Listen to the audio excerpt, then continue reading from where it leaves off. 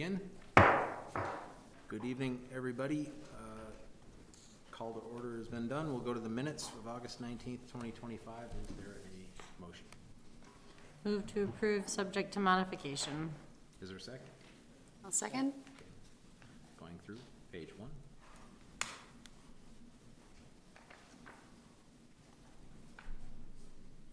Page 2.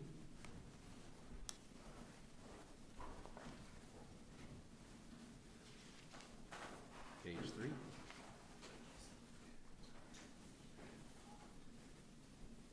Page 4.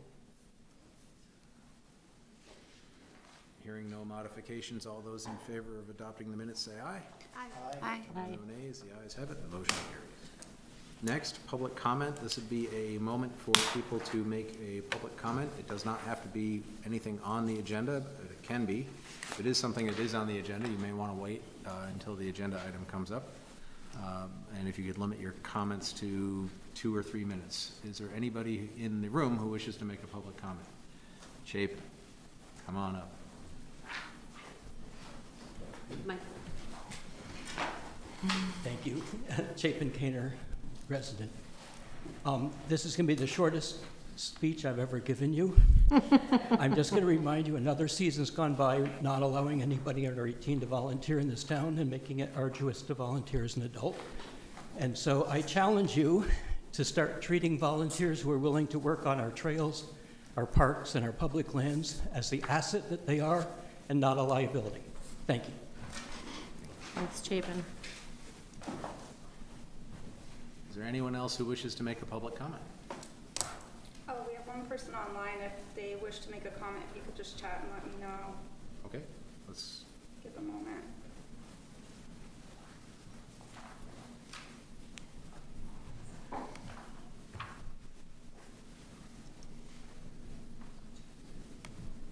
They haven't messaged that they want to make a comment.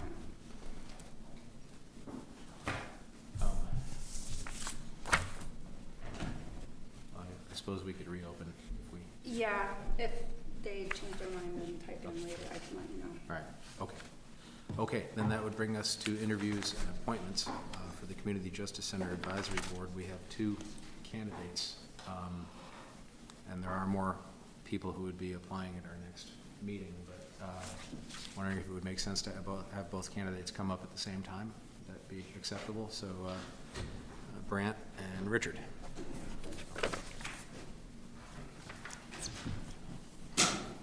Good evening. Good evening. Hello.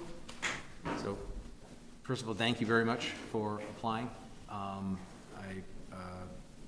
There's a question that used to be asked by Select Board Member Jeff Fears that is kind of uncomfortable, so we always had him do it. But he's not on the board anymore, so it's fallen to me. So the question is this. It's always possible in a small town setting to develop a conflict of interest with the people who are before you. So the question is in 2 parts. What would you do, or how would you recognize a potential conflict of interest, and what actions would you take to address it? So, Richard, why don't we start with you? Pretty exposed to conflicts of interest in the business that I've been in for, I think it's 35.5 years now, with the Department of Corrections. I would notify, and I would make that known. I think it's pretty innate in terms of if I'm aware of a person that I have personal relations with, in terms of the community, and they were coming up to the Community Justice Board, I would notify the board member or the chair of the board and let them know. And conflict out, it must be. Brant? Yeah, I would do the same thing, and I have, that has happened, to me before, and I would notify ahead of time. Sometimes there's not any notice, when we get to the, so I would just, excuse myself and step away and say, have many competent panel members that could proceed with that. Okay, great. Now that bad question is out of the way, let me ask, just in general, if you could introduce yourselves and tell us a little bit about yourself and why you want to be on the board. Sure. You go ahead. You go first this time. I've been a member of this, community for like 35 years. And I've been a member of the Community Justice Center for 9 years. And I've seen how it's, helped out like, people that normally wouldn't have the resources available to them, and the alternative would be the criminal justice system. And I've seen it over and over again how it helps. That's why I've been doing it for 9 years, because the pay is not real. And it's very satisfying, work, and it's challenging. So I'm really committed to continuing to make the restorative justice as best as possible as it can be. And my fellow members on the restorative justice e-board recommended that I apply, also. So here I am. Well, I just moved to Williston from Charlotte. We moved, I have a son that's in college at Champlain, just started as a freshman in criminal justice and law enforcement. I didn't get him into this. So I want to be clear about that. I have a pretty unique perspective of doing Department of Corrections for as many years as I have. And I've always felt that the impact is more prior to them coming in. Obviously, it's important to reintegrate people back into society. But when I'm looking to retire in 23 days, I really felt I need purpose. And this is what I've been doing for the last 35 and a half years. This has been my purpose. So I really wanted to look for something that was keep the mind going in retirement, as well as, some of my skill set that may be applicable. I don't know it all. I'm not the God's gift to corrections by any stretch, but I think that I do have a wealth of knowledge in this field that could or could not be helpful to the department or to the town. Questions from the board? So my question is, obviously, this is a kind of a one-year commitment, with planning, for the transition of services. It's going to look different than it does now.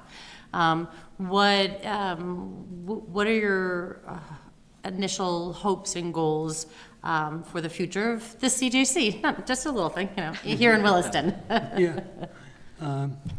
Well, I am committed to continue it to be local.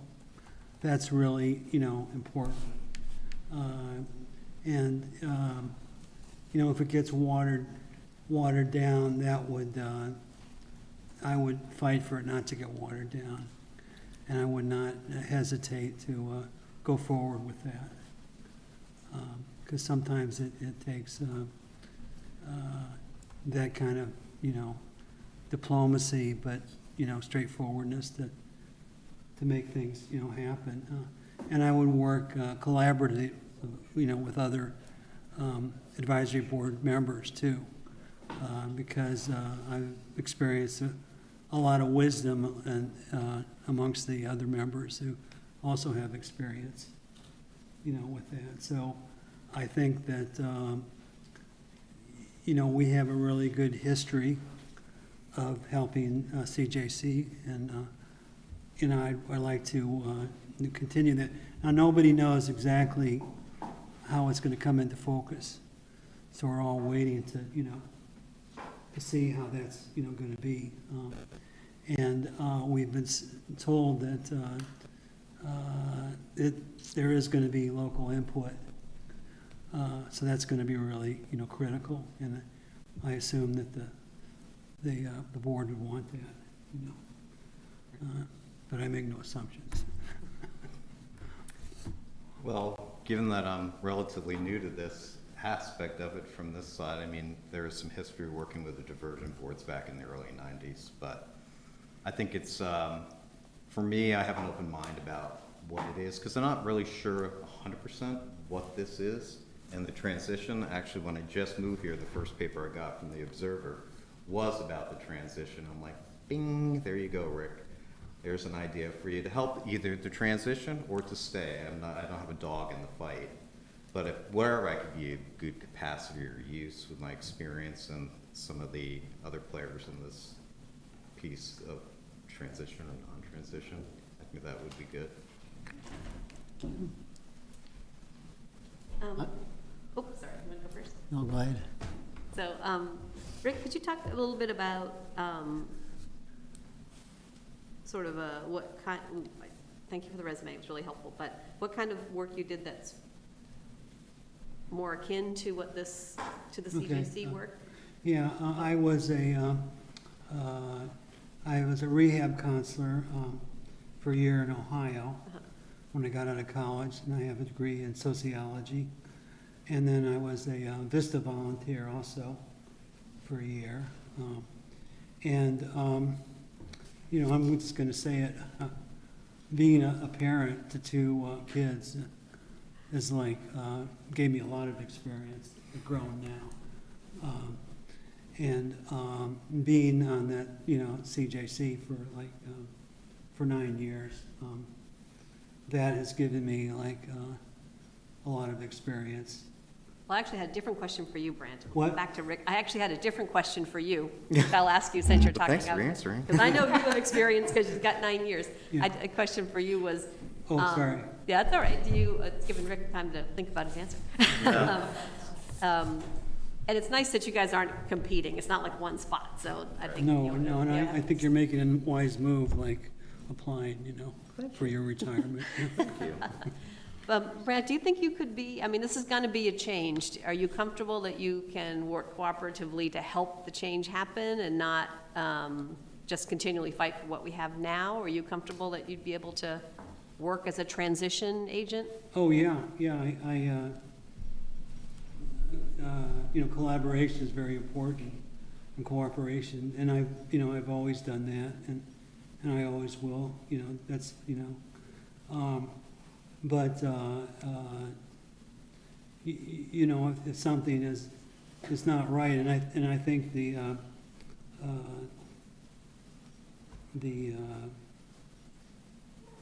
people that are organizing it would want that, you know, for people, they want input, you know. So it's, you know, it's important to speak up also. Okay, good. Have that balance, you know, as you know. Okay. Yeah, no, I agree. Yeah. The AG, input for the AG.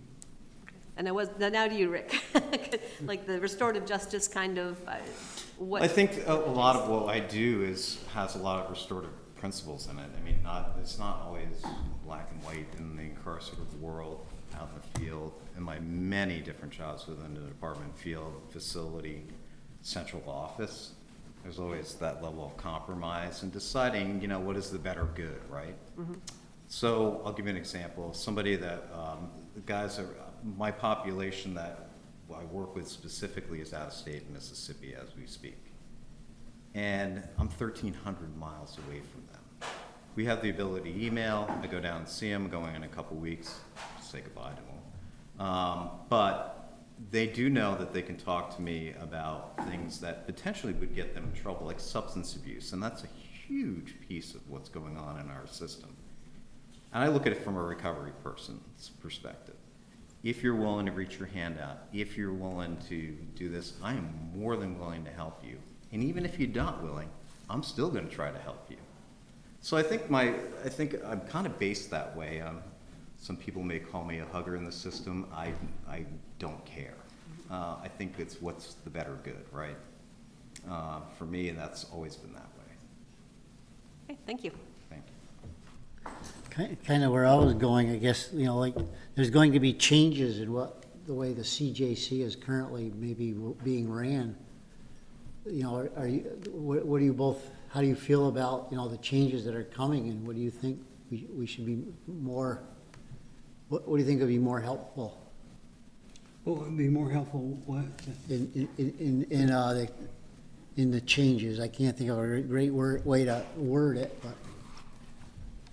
Well, In your experience, in your 9 years of being on the CJC, Yeah, well, I think it would be very, as in any situation, to really listen and understand what the changes are, and to ask questions, and to, work with other, members, on the advisory board to make sure that, because there are things that people aren't going to know, no one, I think. And so we have to help make it as clear as possible, because it's a really big responsibility. The town is counting on us. CJC has a really good track record of helping the town out. And I'm, committed to taking it further. And I'm kind of excited about the changes too, but also anxious because it's, an unknown, but that's life, Yep. Does that answer your question? Or? Yes, thank you. Well, I think I'm not knowing per se and not being in the position that Yeah. you've been in for a while. I wouldn't say it's a luxury, but I'm far more open to understanding which direction that they need to go or wish to go, and that those things are obviously something I would listen to on both ends of it.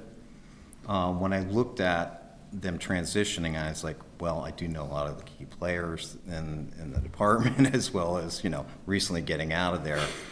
So I think that for me, I just have the ability to kind of look at it from both ends and not really take a position other than wherever wherever it leads, wherever it may lead. Okay, yeah, I liked your comment earlier about substance abuse from Jean. Thank you.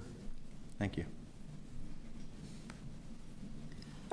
What aspects of the proposed transition do you think could be positive?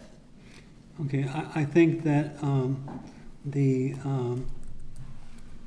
making it like, keeping it local and having the support, the centralized, support, so we don't have to rely on certain things, like administration. So, I'm hoping that that's that kind of efficiency, because, it's going to be Burlington, based.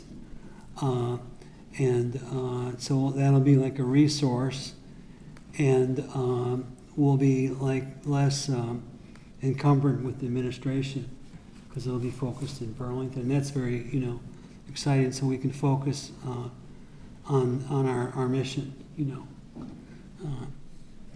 So, and there's a lot of moving parts to this, because I think I don't want to really speak for the AG's office, but understanding what they're trying to do, they want to try to standardize everything throughout the state.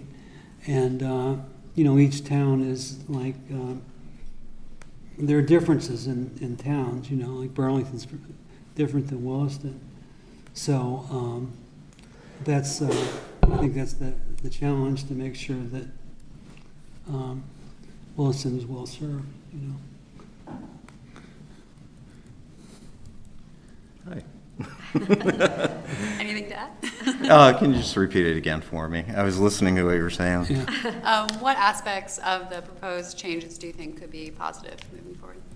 Well, I think, if you're combining resources, obviously it's a financial piece to it, it's personnel, it's seasoned staff to people from other different areas. You get different perspectives. But I can see what you're saying about the uniqueness by the town, and that's something that I don't have their perspective on, because I just moved here. But if we had one in Charlotte, I would know the uniqueness of it. So I'm kind of interested in learning about that. So I'm really kind of open to what's going on in the transition.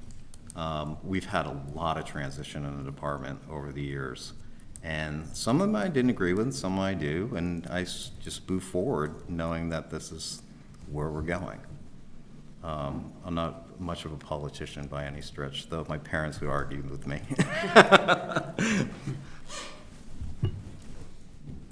Other questions? Well, thank you. We have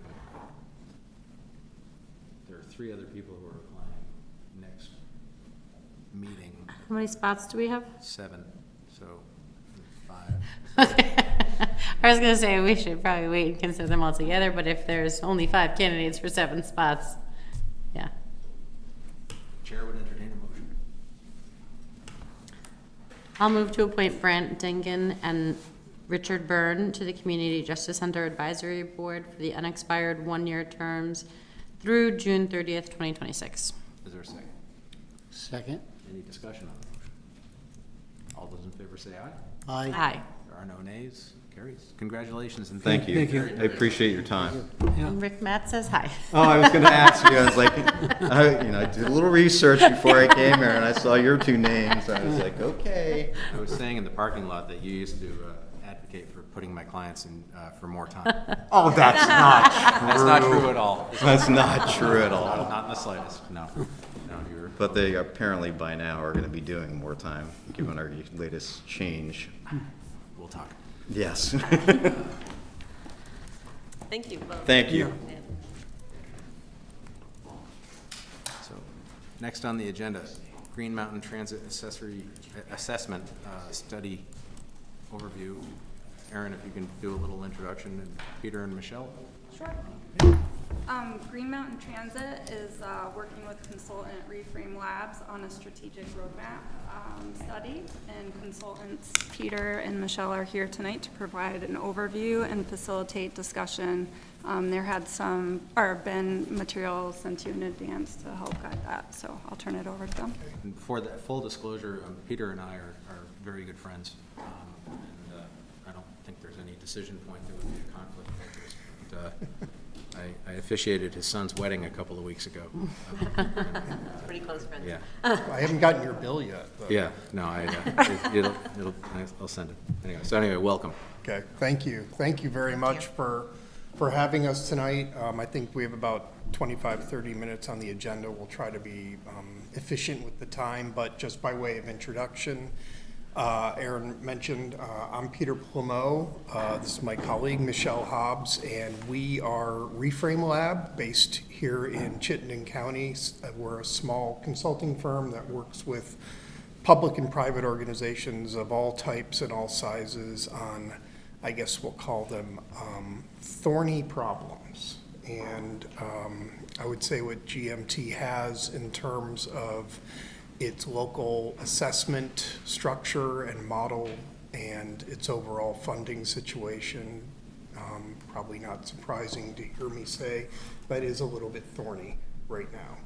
GMT is in rough shape in terms of its finances, and so among other things, they hired us, and we're working in partnership with a large national firm called AECOM to try to, as Aaron said, come up with something of a strategic roadmap to help GMT and public transit in general in Chittenden County find a more stable, sustainable, and equitable funding system.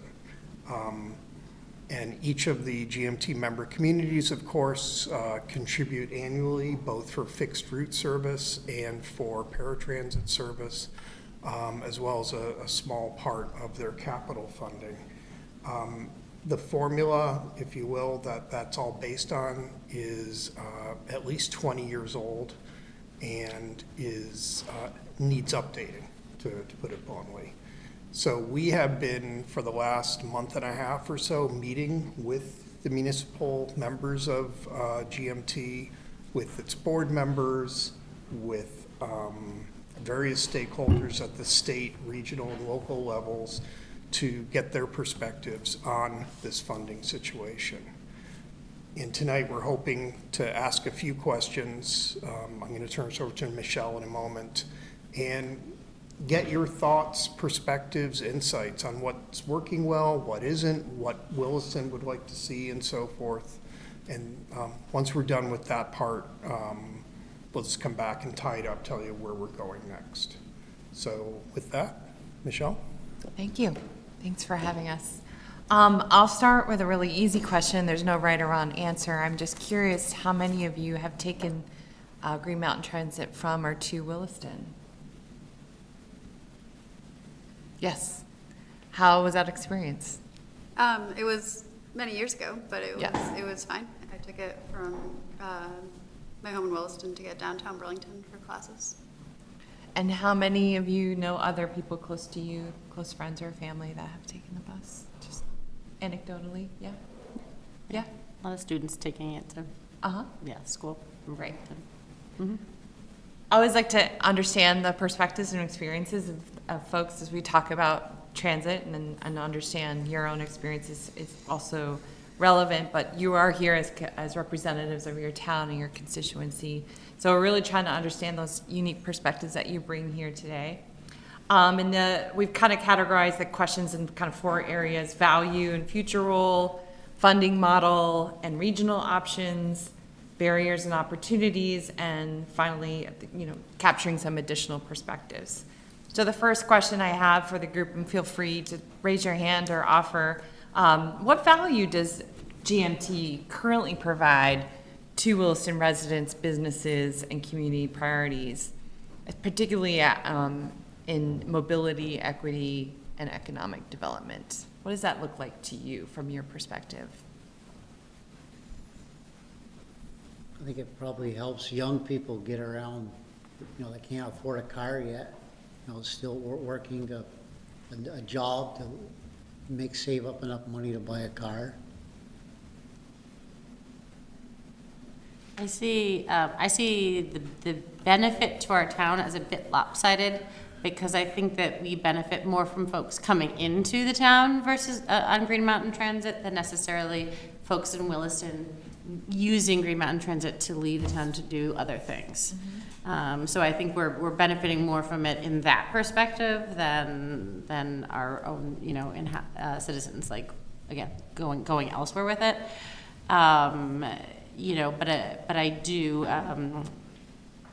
do think that it is an important tool as we are looking to become an even greater, even more inclusive community. I think that we, and looking at walkability, bikeability, and public transport, I think that needs to be a key part in, our developing, future housing needs, all of that, so.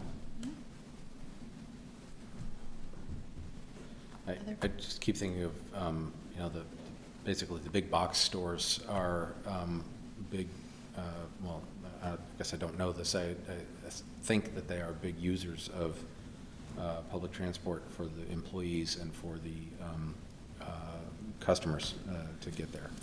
I'm hoping in the future that as the form-based code development occurs and infill happens, that's all designed so that there really are more neighborhoods with people, with places to work and shop and eat on the first 1 or 2 floors, and then residential above that.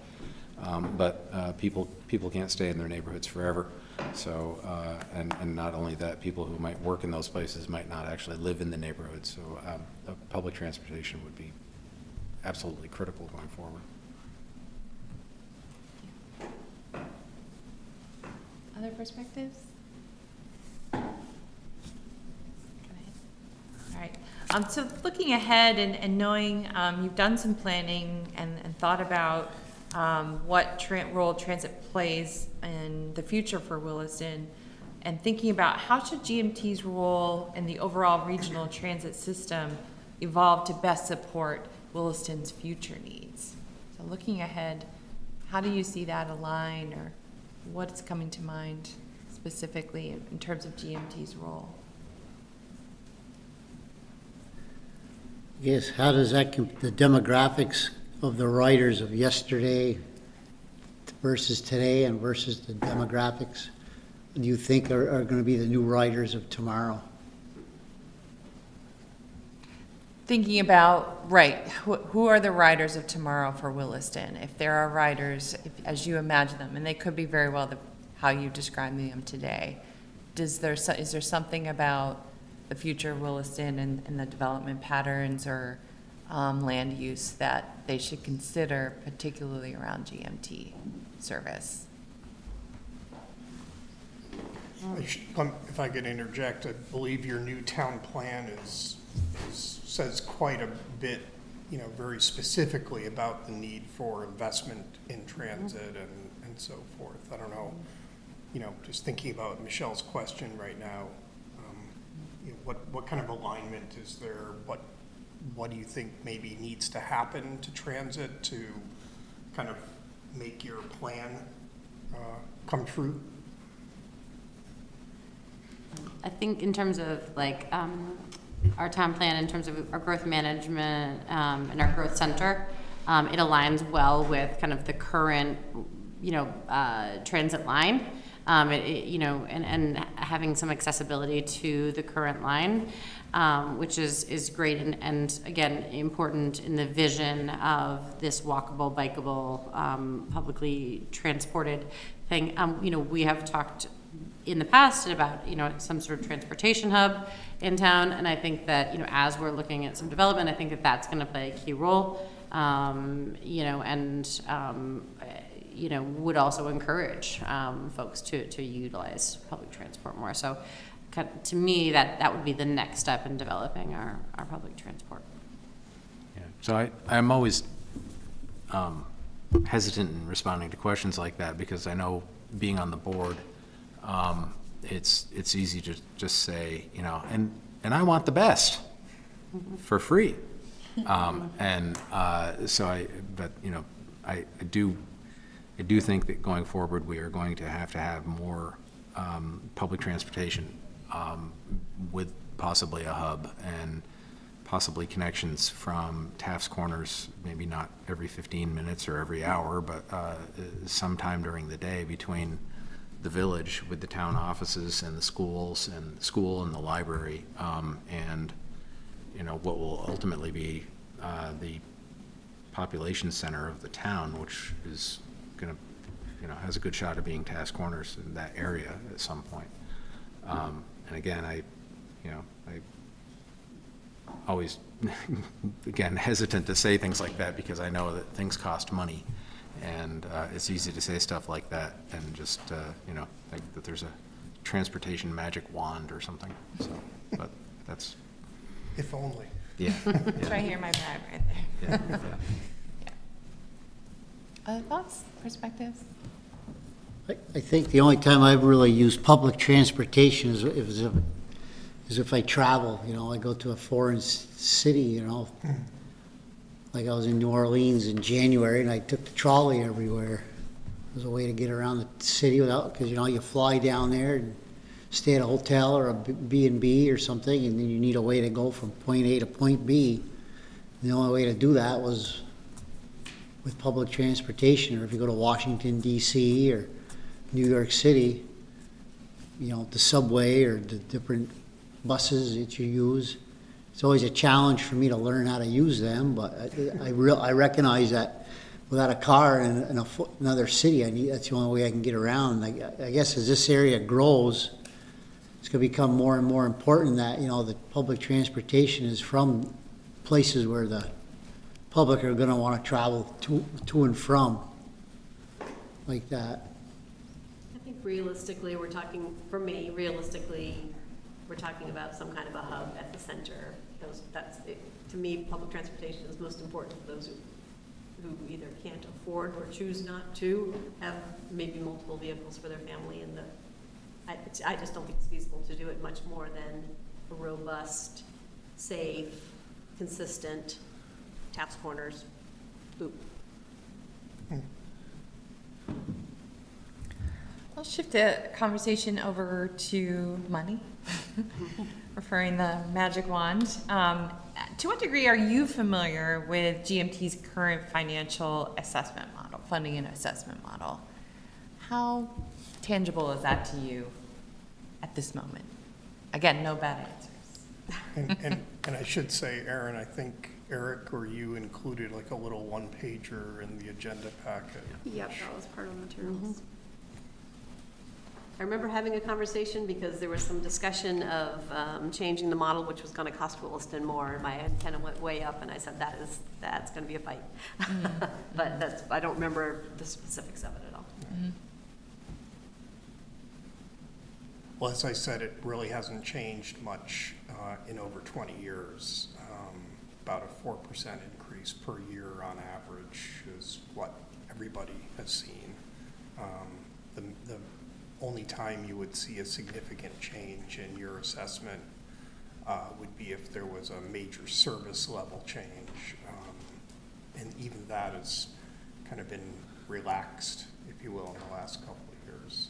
So, and that, of course, you know, has driven much of the gap between what it takes to run the system and what they have to run the system. The model is, again, antiquated. Well, what I was struggling with in my head trying to remember was that I think there was some discussion of right now it's kind of route-based versus passenger-based, because I know there's a lot of questions, given that it's not the majority of people, if I'm remembering correctly, and I apologize if I'm wrong, but what I remember was, maybe something Greta said, was that the majority of people using transportation to Williston are not Williston residents. They're coming to Williston to shop, and we get the whole 1% sales tax. But, you know, it's not probably, Which you should be giving back to transit, of course. well, they probably do. But, and so that, I think that's where my antenna went up a little bit. It's like, I appreciate that, but if we're gonna be taxed, if it's gonna cost us a lot more money because people in Burlington are accessing it to come to here to shop, I don't know that that's a fair assessment model. That's kind of all I kind of remember in the back of my head, and at the time it was nothing solid, so I just kind of left it there. The assessments or the assessments are based primarily on what are called driver hours, which is kind of a proxy for, you know, routes. The busier routes obviously require more driver hours. Right, I also think I remember them saying that the Burlington to Williston to Taft's Corners was probably the most profitable route, their whole system. So just because it's really successful, it's gonna cost us more. That, you know, it seemed like that didn't really seem quite fair either, so. To what degree do you, you know, understanding the arc of the history of that assessment model and then the relevant changes in the near term, but to what degree does that work well or not work well for Williston? How do you anticipate, and is there any capacity for Williston to consider a regional or county level funding mechanism? So thinking through alternatives, starting to move into alternative models, how would a regional approach feel for Williston? What would they want to protect, and what could they work with? Like you just kind of alluded to a perception of inequity across the member communities. And I think each community has its own perspective on what equity means. Do we have any comparison models? Other areas that go by, you know, like I think I say New Orleans. New Orleans is a municipality in its own, but there must be other municipalities that include multiple towns. Yeah. Part of this study is looking at quote-unquote peer transit systems around the country and trying to see if there are models that could be adapted to, or parts of those models that could be adapted to our situation here. To your point is, you know, we're not looking in a vacuum, but every state is a little different in terms of its laws and regulations on what kind of money can be used for transit and so forth. So, you know, that's kind of the next phase of this study, is kind of getting under the hood of those other systems and seeing what might be applicable here. I'm having trouble, I guess, visualizing what a regionalization model would look like anyway. Is it like a municipal corporation, or what? I just don't know how that would, what that would look like. So, in a number of cities, regions around the country. Transit agencies are often regional authorities with revenue-raising authority, and they can levy taxes and fees and so forth that go to them, essentially. GMT, its enabling legislation gives it some of that kind of authority, but each individual member community still has to vote on and adopt any kind of new regional assessment, like half a cent sales tax, for example, or something like that. So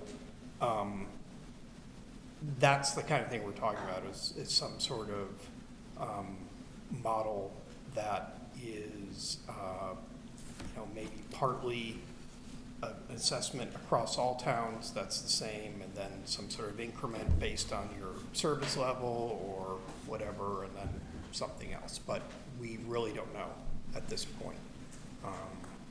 It's obviously, as I said, this is a tough nut to crack, and it's a tough time in history to be talking about raising public revenue, obviously. But there are options out there, and that's what we're doing. And what we're doing with these meetings is trying to gauge each community's, each stakeholder's, kind of view of transit and its role in their community and how important it is. Yeah. I hope that answered or helped. Yeah, it does. I guess my immediate thought is kind of like, the arguments in the Federalist Papers or something. It's like if we could get more benefit by giving up a little bit of autonomy, I would be in favor of that. And the concern I would have is that we would give up autonomy and the benefits would go to other municipalities and not us. And again, it all depends on how you count things. As everybody knows, we have a population of 10,000 people that live in Williston at night, but during the day we have 20,000 people here. So I'd be wary that there's no use of facts like that would make it look like we don't need the services that we do, and we'd give up autonomy and not get something better back. Yeah, yeah, no doubt. I mean, I think the end goal of GMT in this study, and virtually everything they do, is to improve and expand service as much as possible, with the resources that are available. So, I don't think the cuts that have been made have been because of the dire fiscal situation.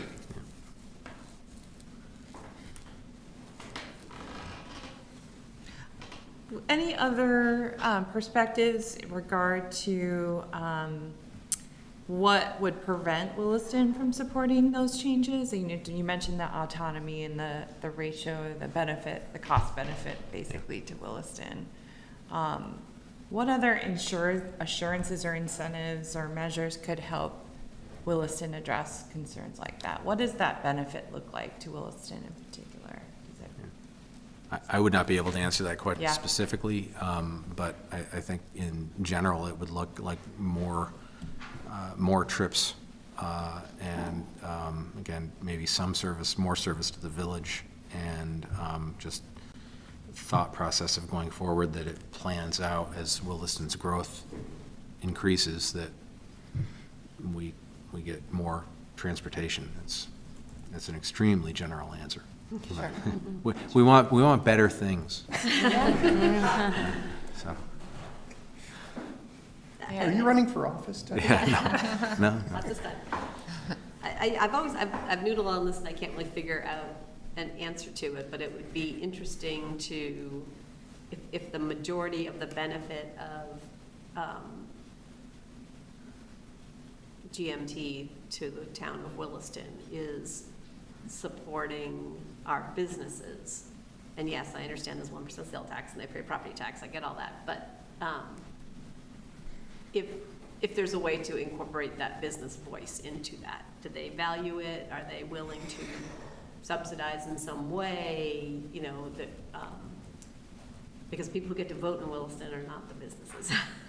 So, and I haven't, I've been thinking, like I said, I've had this in the back of my mind for a couple of years since we had this conversation, and I don't know the answer to that, because businesses do pay property taxes, and they do have a 1% sales tax, but that it's still, it seems like I'm okay with what we have now, you know, but if you want something better, is it because Walmart wants something better? Well, then maybe Walmart should be chiming in on this conversation in a more aggressive way or assertive way. Or maybe they don't care. Maybe they're fine, it works out, they adjust schedules so their workers can get there, and, you know, people are coming to buy stuff, they're good.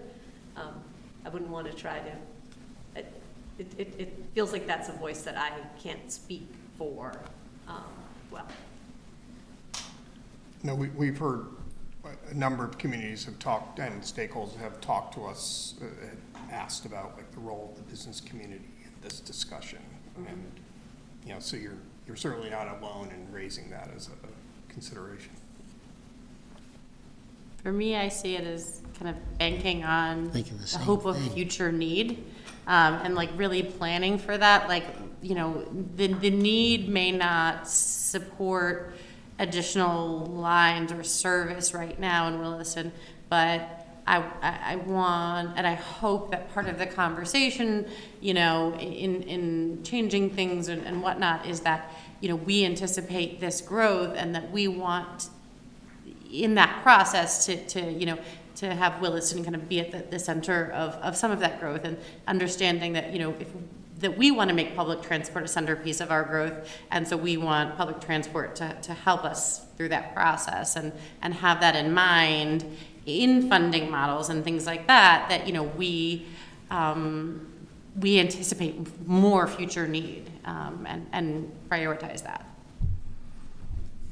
I think I hear it's a delicate balance of like, if you build it, they will come, you know, creating that Yes. infrastructure and demand, Yeah. building that demand so that you can draw others into your town as residents, as businesses, knowing that they have that infrastructure in place. Yep. That's what I'm hearing. Yes. Can I just ask Yeah, just a please. follow? So a few of the things that I think we've heard tonight speak to how much awareness or understanding among, you know, the public, decision makers, businesses, is there of, you know, the value of transit, what it does for us, even if you're not a rider, let's say. Do you see that as something important?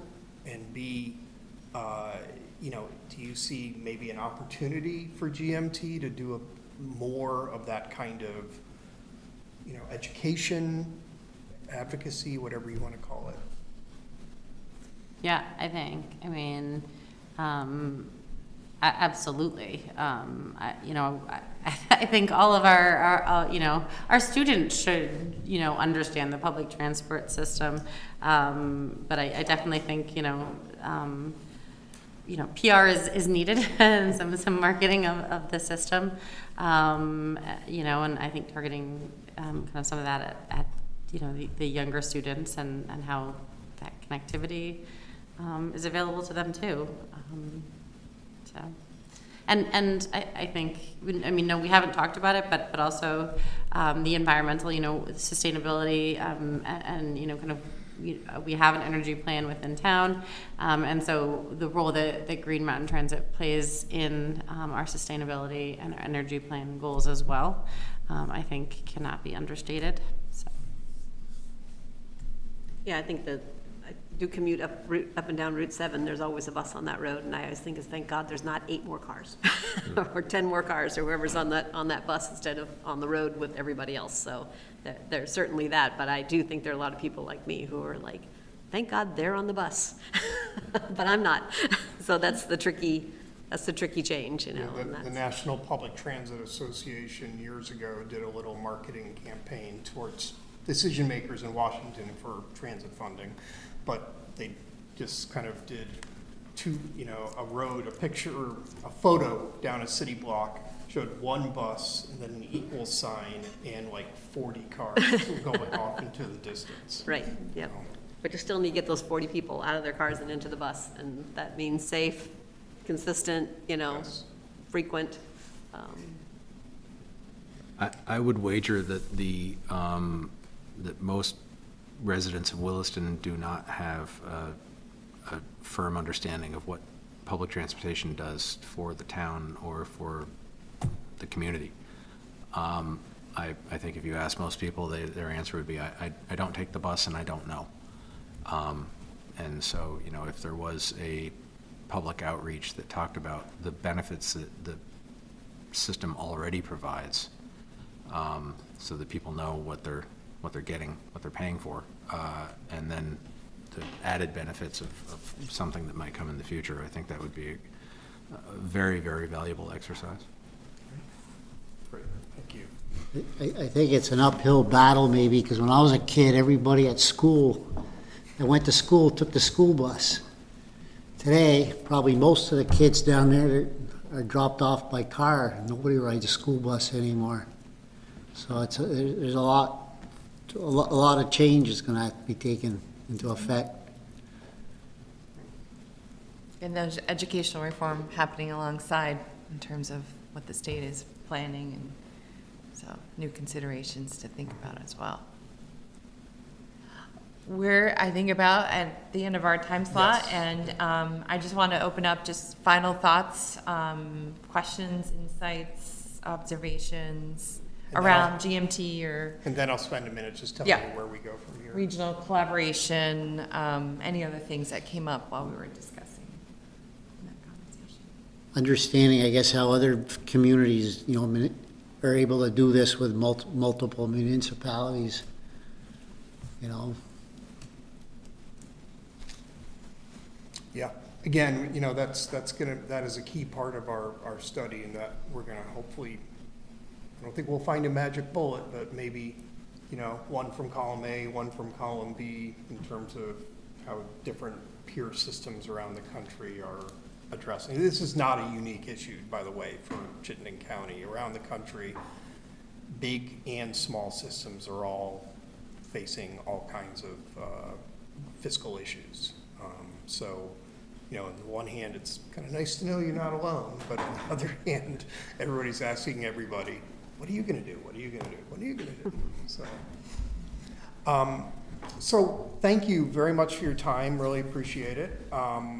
Where we go from here, as I mentioned, you know, we've done a couple dozen meetings and interviews with various folks across the region and at the state level. We have one more of GMT's municipalities to meet with, and that hopefully will take place in the next few days or so. We're waiting to get that nailed down. In the meantime, we are, again, working with our partners at AECom to start distilling the volumes of information and data that we're collecting into what we're calling a strategic roadmap for GMT.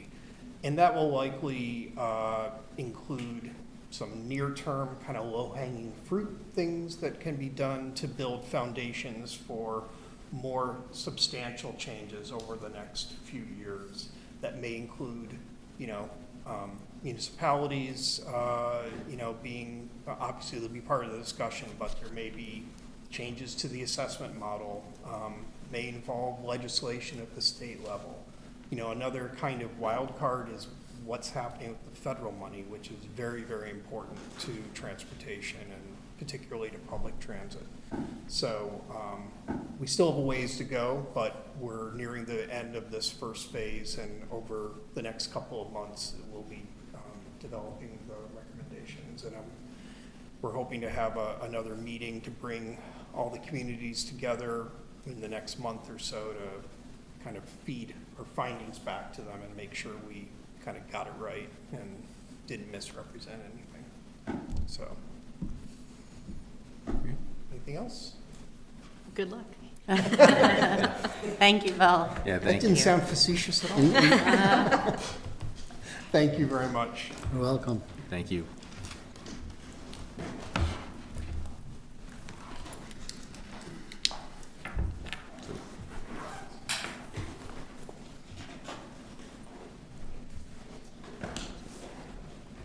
Next on the agenda, the Chittenden County Older Adults and Persons with Disabilities Transportation Program. Melinda, good evening. Bye. Hey.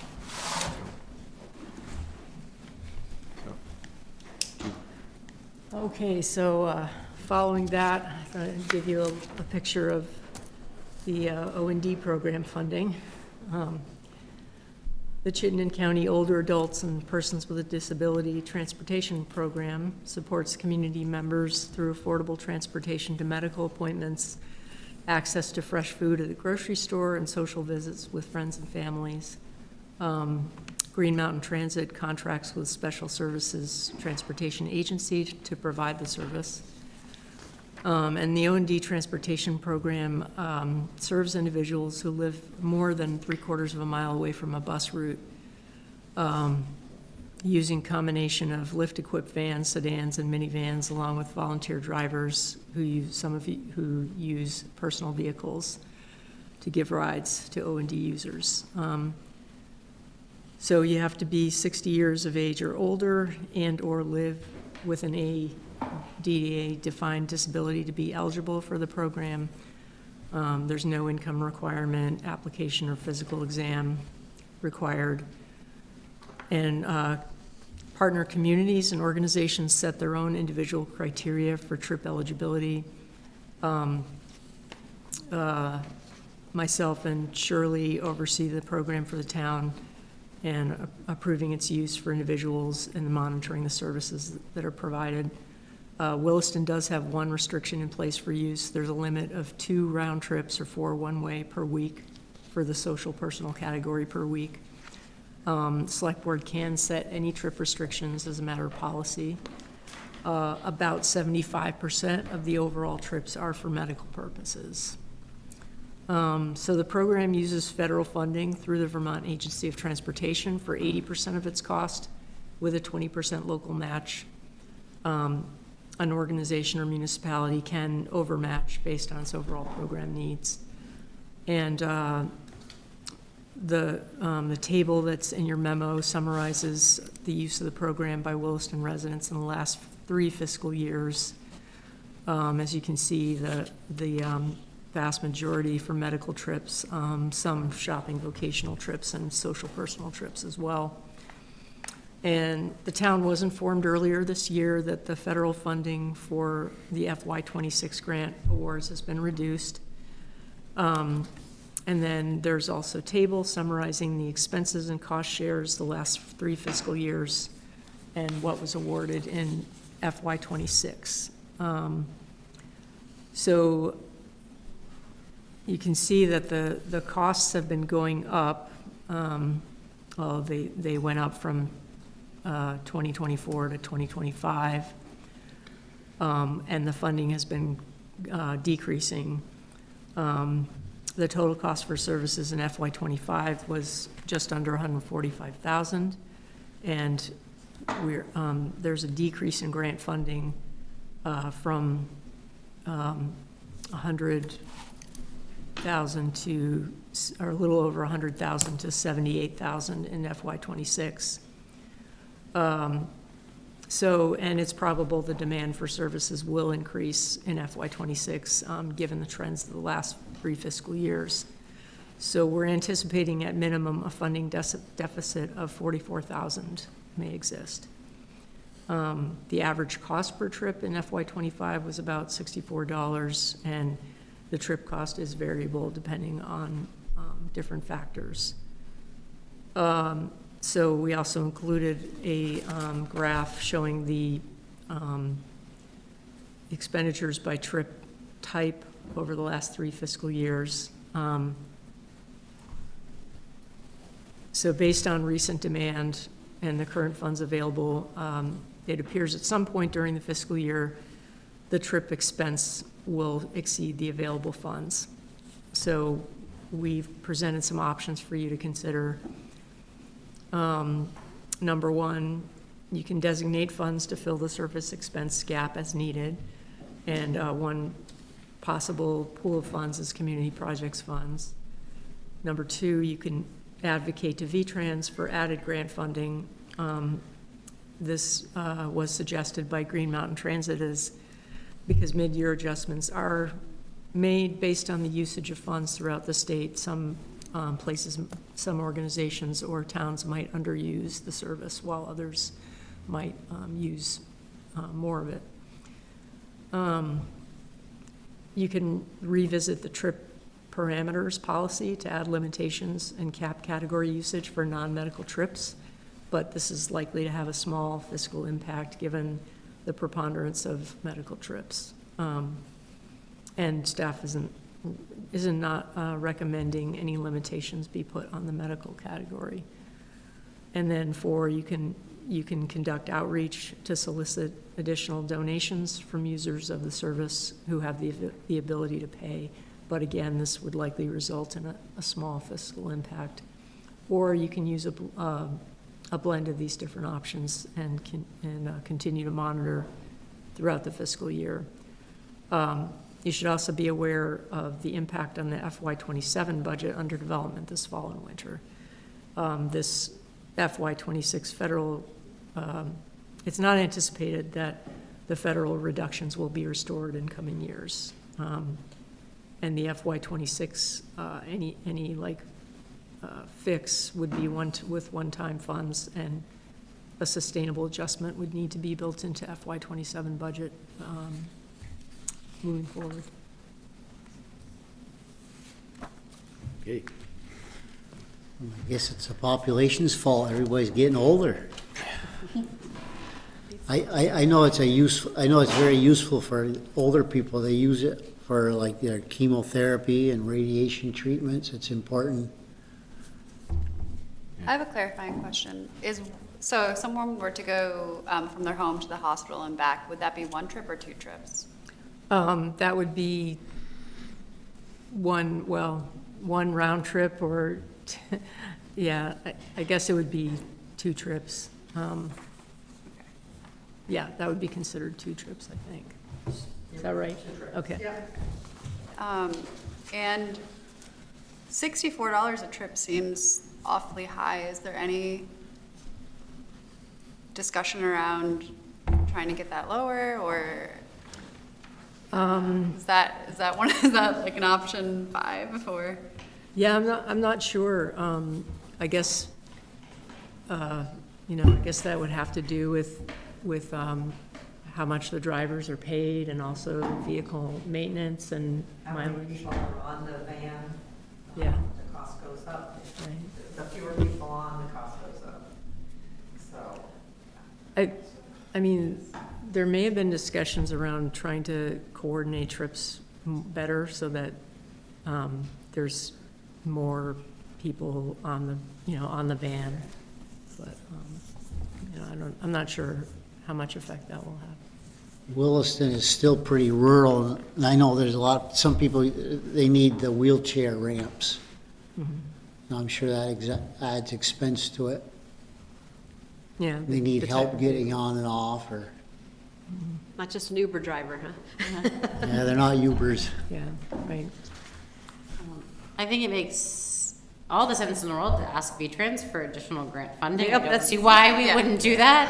Yep. I will say that for me, for number 3, I would not support putting additional caps on like the social visit piece or any of that, because I do see that social and personal things play a huge role in psychological and physical health as well. So,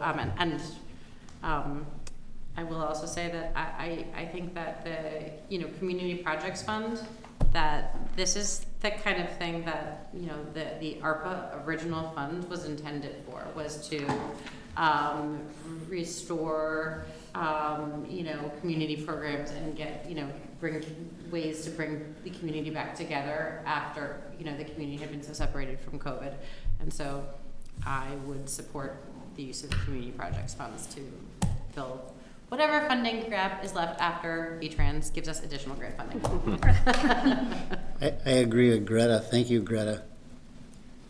Well, I agree we need to figure out how to fund it, but I would just assume, let's see if we end up being able to afford this within the budget before we start rating that fund, because if that's all fund is gonna be one-time money, right?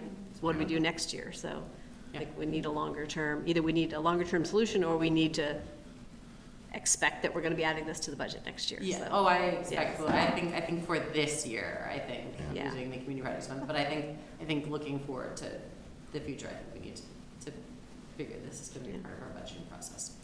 And I know this is not, Melinda, this is not a fair question to ask you, but I'm just wondering, it's like, it seems like, doesn't insurance come into play anywhere if you're unable to drive and you need to get to a doctor's appointment? There's no, doesn't So. Medicare or something help?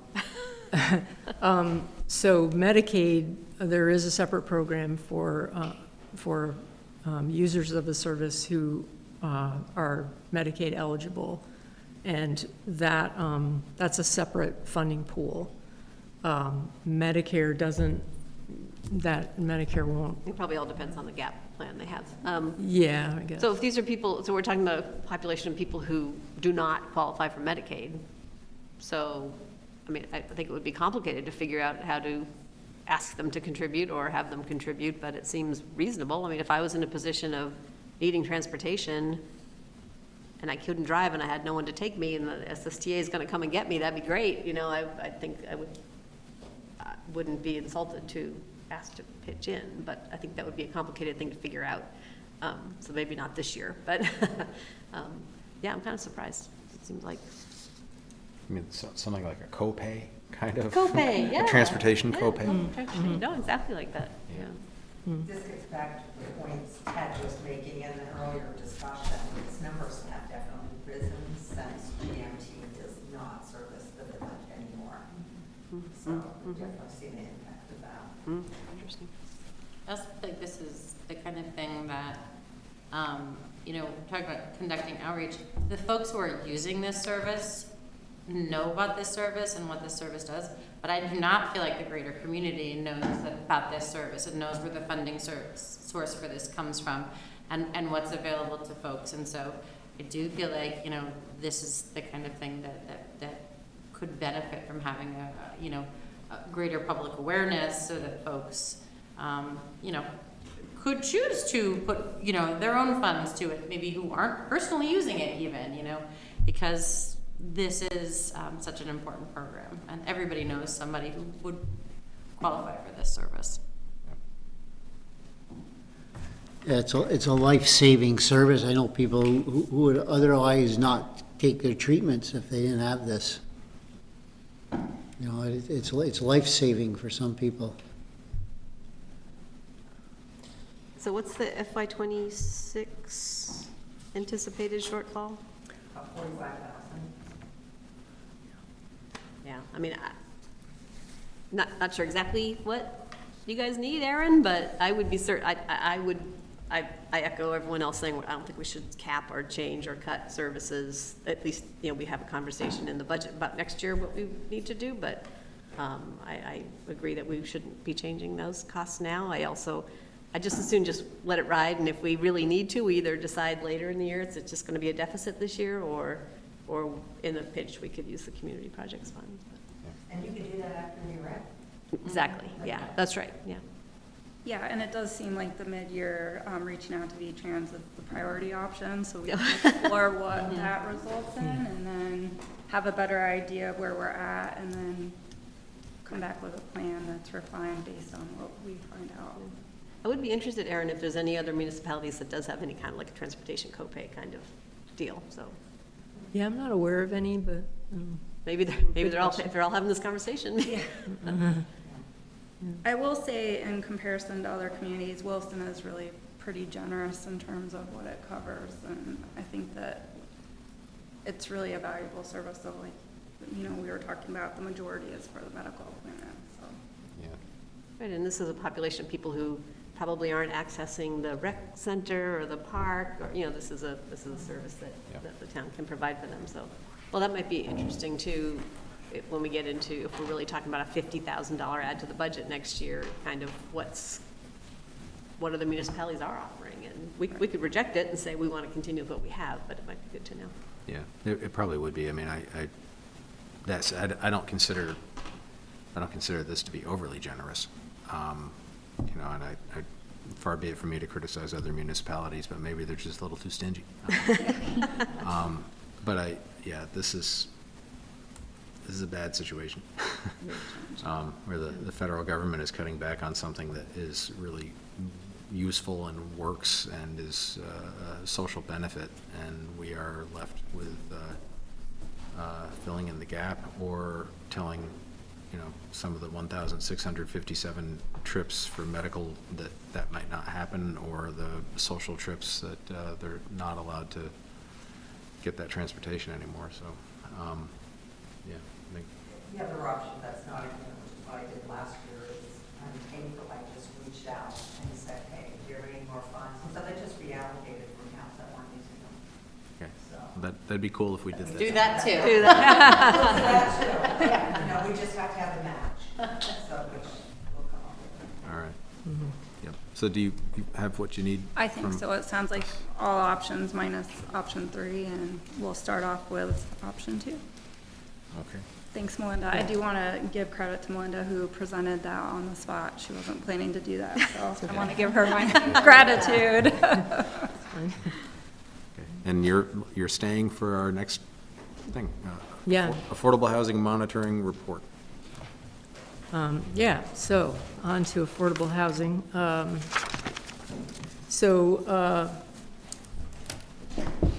Want to give you just a update on how affordable housing that's required by condition of approval, how those affordable housing developments are complying with their conditions of approval. So, some of Williston's affordable housing has gotten built through conditions of approval, condition that to provide perpetually affordable housing as part of the development, either made available as affordable rental or at an affordable sale price, with the ongoing rent price or home sale price forever restricted to maintain that level of affordability. So this is going to require periodic audits to make sure that that those dwelling units are in compliance, especially when ownership changes hands. So previously, the town relied upon Housing Vermont, now known as Evernorth, to do that, to do that monitoring, but several years ago, they stopped doing that, and the responsibility has been taken on by the Planning and Zoning Department, and we enforce the perpetual affordability through our authority to enforce our zoning and permit conditions. So with the adoption of inclusionary zoning, we should expect more affordable housing in the future, and there may come a time when the complexity and time commitment becomes greater than what planning staff are able to do. We're not there yet, but the town may wish to consider how it will manage that monitoring in the long term, either through third-party services or through regulatory changes to the inclusionary zoning requirements, or some combination of the two, and I'll get into that a little bit later. First of all, the owners of rental properties were requested to provide their current rental rates for the affordable units and indicate what utilities the tenant's responsible for paying.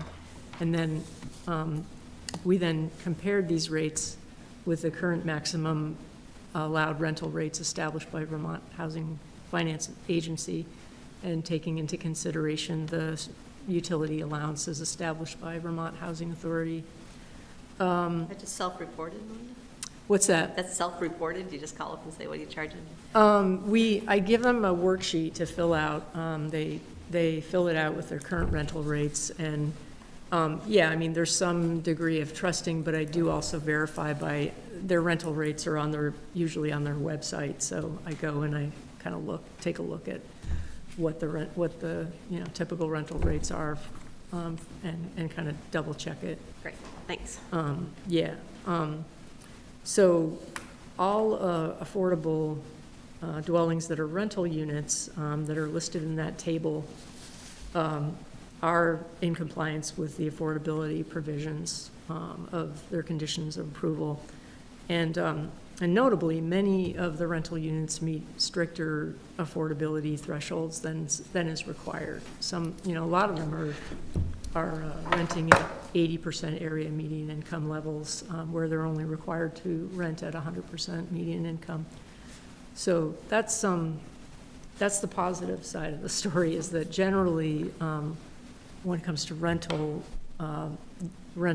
housing, it's been fairly smooth as far as meeting those conditions of approval and meeting the affordability provisions. With owner-occupied properties, it's a little bit different story. It's been a lot more challenging. So to monitor those, we've looked at what the homes are selling for, or what the most recent sale price of the home was, and then compare that with the affordability thresholds, the current affordability thresholds, or the affordability thresholds at that time the home was sold. So Northridge is the only development that's currently building affordable homes. 9 of the 39 dwelling units are required to be affordable at 100% area median income. And in fact, some of the units that have sold are higher, the price has been higher than the maximum sale price meeting the affordability threshold. And so the reason for this is that the affordability provisions, or the covenant that was executed with Northridge, had a provision in that allowed the developer to sell at cost.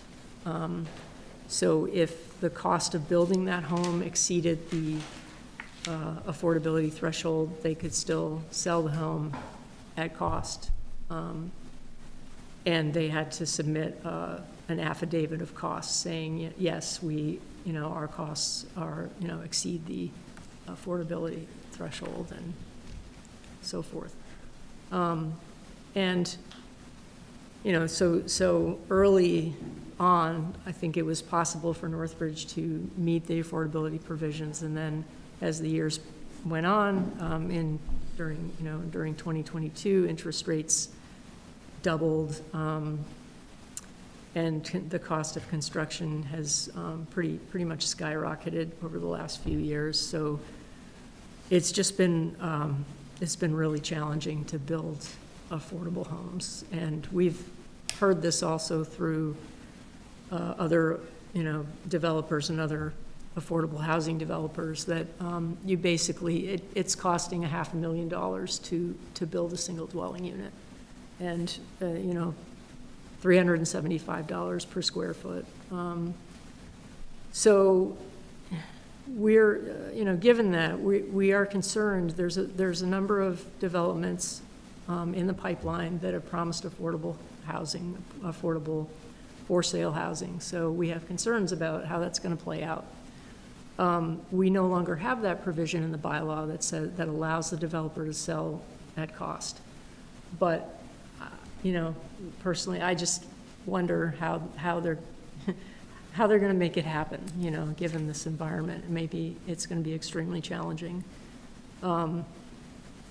So I don't know. In the future, the town may want to consider a bylaw amendment that requires developers building inclusionary projects where homes are going to be sold to partner with an affordable housing developer to bring in some of those outside resources, someone like CHT, because I think it's just extremely challenging for a single developer to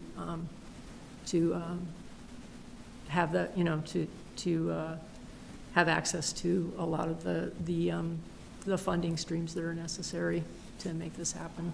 I was curious when I read it about sort of the term require them to partner, because it seems like if it's to their benefit, they choose to do affordable housing in order to get their permits. Mm-hmm. But it's going to be really super expensive. You would think that they would voluntarily be going to look for help. Is there do we have something in our zoning that limits their ability to do that, or?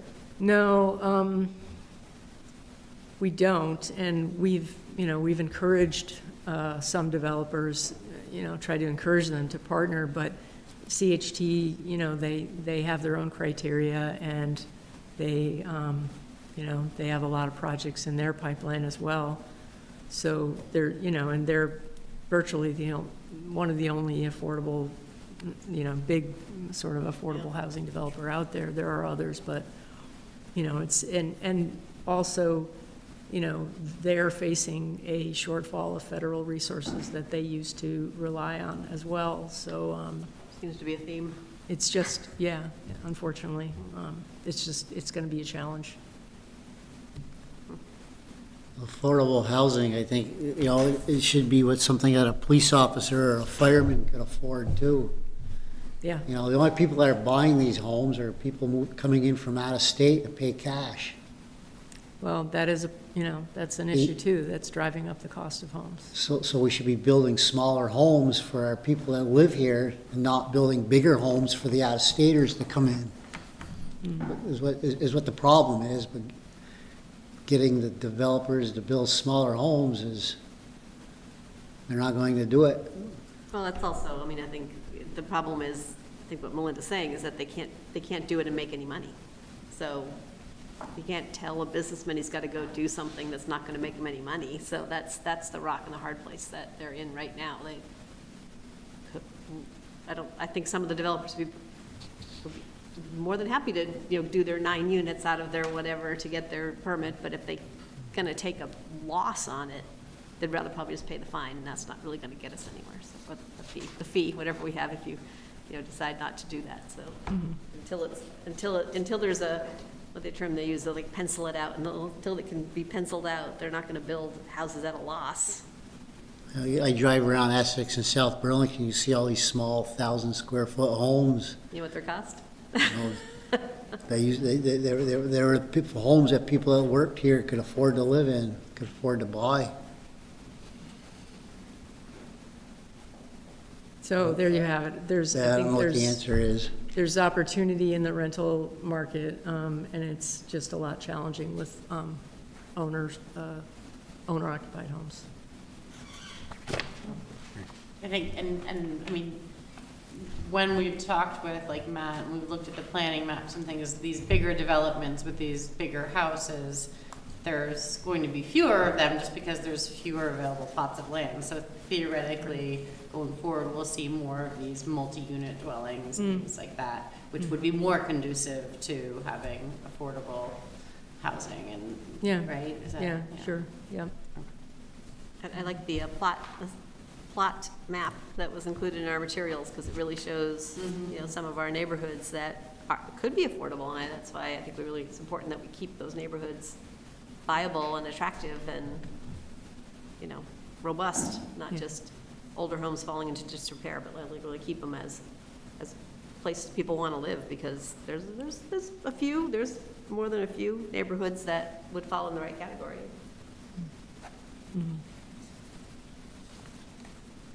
Other questions or comments from the board? All right. Thank you, Melinda. Right, thank you. Melinda? Thanks, Melinda. Thank you, Melinda. Next on the agenda, opiate settlement funds. Aaron? Okay.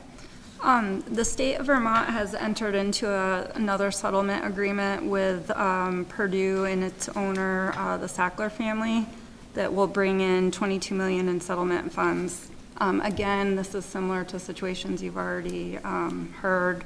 Williston is able to receive funds from the settlement, but it has to elect to participate, and the deadline is by the end of September. So the town has entered into other opioid settlement agreements and has been receiving payments. A work item for the select board this year to consider uses for those funds received today and in the future. But however, for tonight, to accept the settlement funds for the September 30th deadline, there's a motion suggested in your materials to consider. Questions from the board? Well, I'm not going to get in the way of accepting money, but I do actually have a little bit of ethical conundrum, because I don't think we have found a way to use the funds we have. And I Right. hate to take more funds and keep them from municipalities that have found ways to use those funds. So, like I said, I'm not gonna vote no on this. I think we should take them, but I do think it's imperative we either figure out how to use them or we release them back to people who can. Can In we, our current settlement, we have almost 95,000 received, 250 in all is what we're going to receive. But you're right, Chief, the way that the town can use that is very limited. But we can support a lot of things. Okay. So nonprofits who work with rehabilitation for opioid abuse. So, you know, and how do we direct those sort of towards Williston residents receiving those? So when I look through the uses, I primarily see that we can use some, but I think a lot of it's going to be going to supporting agencies that do that. So much of it's medically related, we just don't do that stuff. Right. So, Okay, so as it long as there's ways. pass through us. I'm good with pass-throughs. On a motion? Yes. I move to authorize the town manager to sign a participation form on behalf of the town for the Purdue Direct Opioid Settlement Funds. Is there a second? second? Is there any discussion on the motion? All those in favor say aye. Aye. There are no nays. The ayes have it. Motion carries. All right. That brings us to temporary event permits. Actually, going back to the last one, just so you know, in advance of the next meeting, we'll probably have one more to bring to you. And then I think that it might be the end of it or close, so, yeah. Okay, sorry, temporary event permit. So in your materials, you were provided a temporary event application for the Spirit of Vermont Music and Arts Festival. It's going to the select board for your consideration because of the size of the event. You consider any events that are over 199, and they're expecting about 250 people. The police and fire departments had reviewed the application and provided some comments and conditions that would be included.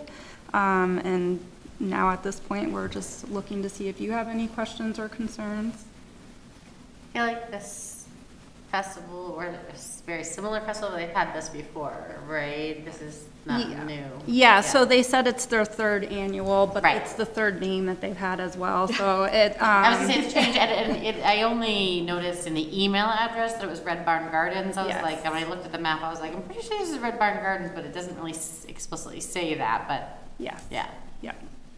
That was gonna be my question, is it, have they had one this big in that venue before? But clearly, the answer is yes. Yes, they have. Is this a BYOB or is it a licensed bar service?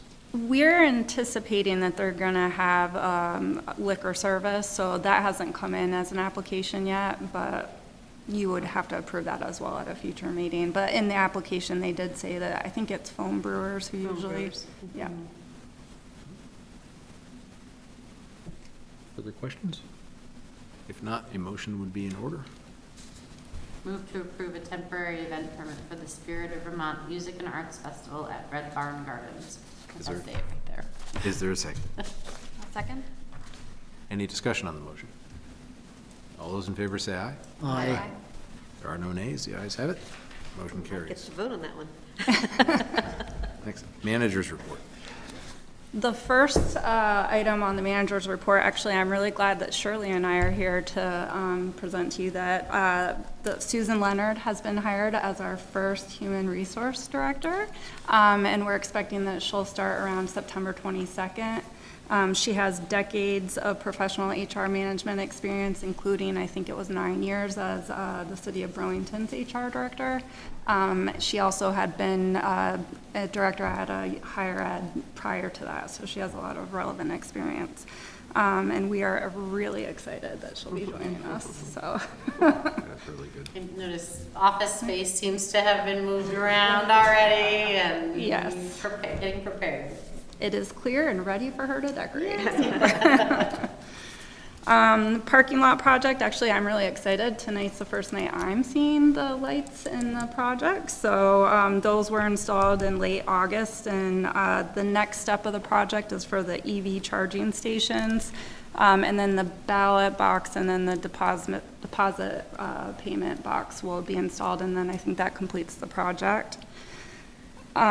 Moving on, the next one, the Industrial Avenue pedestrian bridge, that work, or it's a replacement. The work should start in September 22nd with staging and preparation work. Full construction will begin the week of the September 29th, with a completion date of the project sometime in October. Somewhere in that project, it is anticipated a portion of Industrial Avenue will be closed, and we have been posting updates on the town website on the homepage, news briefs, and then sending out Facebook messages and other communications. So we'll continue to try to. 2-week closure of industrial? It's a portion.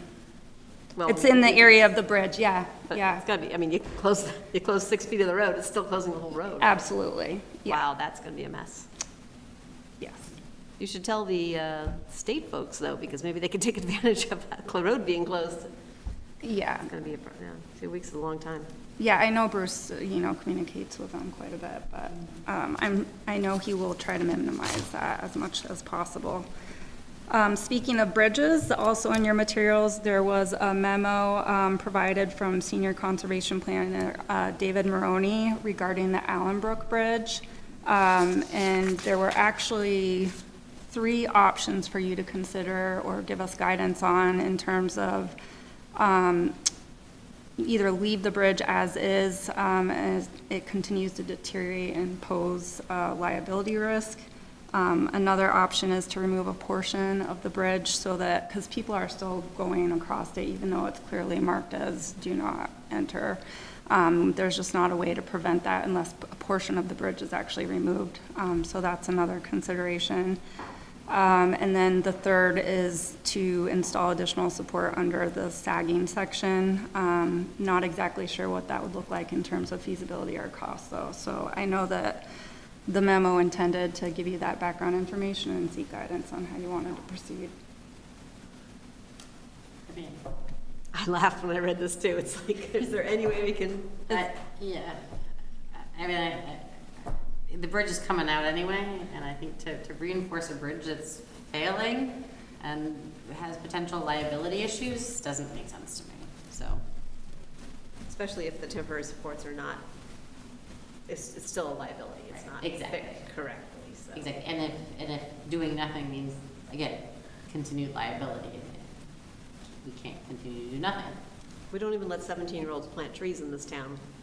I'm certainly not on the select, we're gonna vote to leave a falling down bridge in place because we want people to be able to use it. I think safety is number one. I agree with all that. I just want to reemphasize that I really hope and would strongly suggest that we get this done as fast as possible. I continue to hear from people that they are puzzled about why this has stayed dilapidated for as long as it has. And I think it's a legitimate frustration. So if it could be emphasized that this is, hopefully there will be no delays at all, and this will happen as fast as possible. I was actually kind of surprised that they thought about fixing this in May. Isn't that when the water's the highest? I mean, it's not going to be May. It's really, oops, we can't fix a bridge over raging water in May, so it's going to really be August, and so we're putting it off even longer. I was also a little disappointed to read in the memo that some of the delay was a staffing issue, which that's the first I'd heard that it's because of our staffing issues that didn't happen. But I'm disappointed too. This shouldn't take this long to fix. Okay. So if we were to just make sure I'm understanding correctly, we don't want to consider the third option, out of the keeping the status quo versus partial, does anybody have strong feelings? Well, it's hard for me to say option 3 without any amount of money. Yeah. Or how much of a liability it's really going to be, Right. right? So to say like, we have no idea how much it's gonna cost, and it's still gonna be a liability, I don't know how I can say yes without putting the town in danger of a lawsuit, so, right, kind of feel like I'm stuck on that one. You owe no duty to a trespasser. We're gonna fix it, and then we're gonna put a no trespassing thing on here. Yeah. Yeah, Keep it. Doesn't make a lot of sense, does it? No, it's, that's an attractive nuisance, that's, there's no attractive nuisance in Vermont either. oh. Things you learn sitting next to a lawyer. I agree. Yeah, I don't think it makes sense to reinforce a bridge. We're gonna tear it down. But honestly, if they said it's $10,000 and it'll be a safe bridge, it's just not gonna withstand the next storm, then I'd say, okay, let's, if But it comes down. but we'd still be planning to replace it and do the repairs, the full repairs though in May. Yeah, but it could be a year from now. Yeah. We'll talk afterwards about what the chances of that really happening in May, the high water ice. But- Next year, it could be a drought in May. Yeah, there's no way to know. Last year, We broke the thermometer, so there's no way to tell. Yep. So, you had to fix up a bridge and say it's closed is a bad. Yes, right? Yeah. bad luck. It's true. Okay. Most important point is to expedite the project, so I have those marching orders. yes. All right. Yeah, safety number one. Yeah. The next item is meeting start time. So for September 16th, the meeting's going to begin at 6:30. It'll be starting with a stormwater project, and more details will go out once we firm that up, and we'll make sure that you have that with the meeting materials. However, Eric also anticipates that there may be a need for an executive session on October 7th, so wondering if you can have a 6:30 start for that as well, so polling availability. It's gonna be getting dark pretty soon. Works for me. Let's do it. Be able to Yes. Works for see the everyone? new Yeah. parking Okay. lot Definitely lights. prefer my executive sessions on the front end. Yeah. Okay. And then this is not included in the manager's report that you received. It's been kind of an ongoing item, just where Eric had listed that we've been working on the PUC application process for the communications tower. So for a status update on that, want to let you know that a balloon test happened on August 15th, so that's where they put this big balloon, and it showed what the height would look like. VSS is the contractor who did that. They ended up making simulations of that. And we had also reached out to all the budding landowners and the HOA that's across the street, letting them know about the balloon test and also giving them an opportunity to come to an interested parties meeting. That was held on August 21st, and we only had one attendee, which actually was really surprising, but they had a lot of great questions. But I'm bringing this up to you now because we are getting close to the portion of the process where we can file a 60-day notice. And once we do that, that'll formally notice adjoining landowners, state agencies, and the RPC that we're gonna be going forward with the application. During that 60-day period, if you choose, and this isn't an action item for tonight, I'm just previewing it, but we can have a public hearing. Usually that's a requirement, but given that the town is applying, the town can choose whether or not it wants to have a public hearing. So I'll probably be asking you your decision on that piece next meeting. But did want you to know that we're getting ready to do the 60-day notice, and people will start asking questions and reaching out. So I'll keep you posted on that as well. That's all I have. Okay. Other business? Is there any? Hearing none. Final thoughts on items from this meeting? Are there any? Hearing none, then I would say that we are adjourned and early and everything. So we are adjourned. All right.